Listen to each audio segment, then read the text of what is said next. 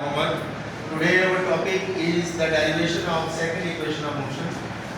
As you know that day before yesterday we have derived the first equation of motion. Now we are going to proceed about second equation of motion. In this article, after having the introductory paragraph, you should mention it in such a way that we know that distance S is equal to V average into T.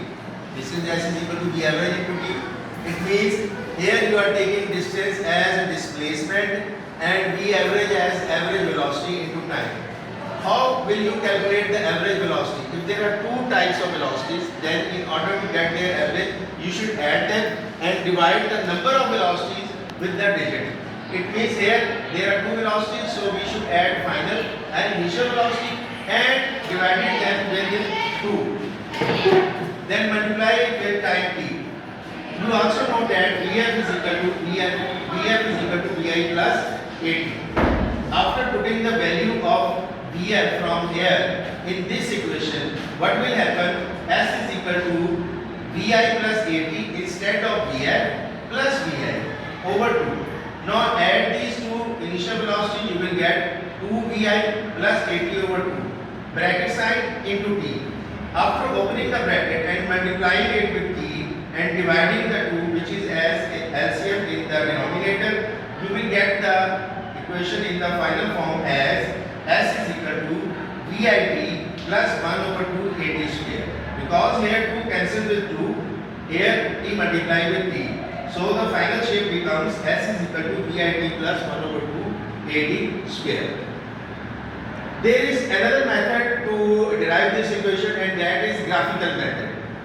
Here, after writing the introductory paragraph, suppose the distance traveled S, you are going to calculate it, then it is equal to the area under the curve OABD, which is shown in the diagram. Now, area of the curve OABD, according to mathematics, should be divided into some geometrical figures. And these geometrical figures here are a rectangle and a triangle. So area of the OABD curve is equal to area of rectangle OACD plus area of triangle ABC as shown in the diagram. Now the formula for calculating the area of the rectangle, that is equal to the length into breadth. Whereas for triangle, the right angle triangle, this is 1 by 2 length into breadth. How we have derived this formula in mathematics? If you have a shape like square or rectangle, which is like this one, its area is equal to length into breadth. But when you are going to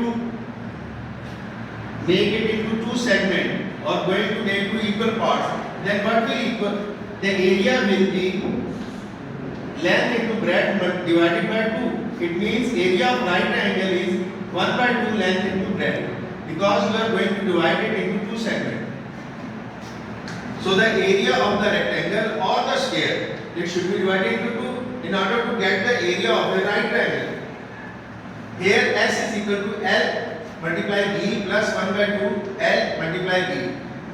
After putting the values of length and breadth from this figure, here one length is VI as shown and the other one is T. So multiply these two lengths VIT.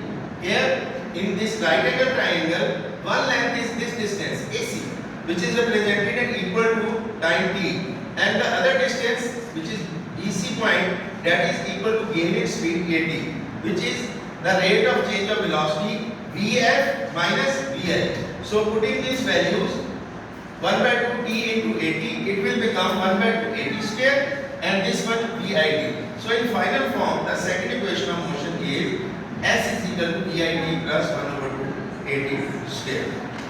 Okay.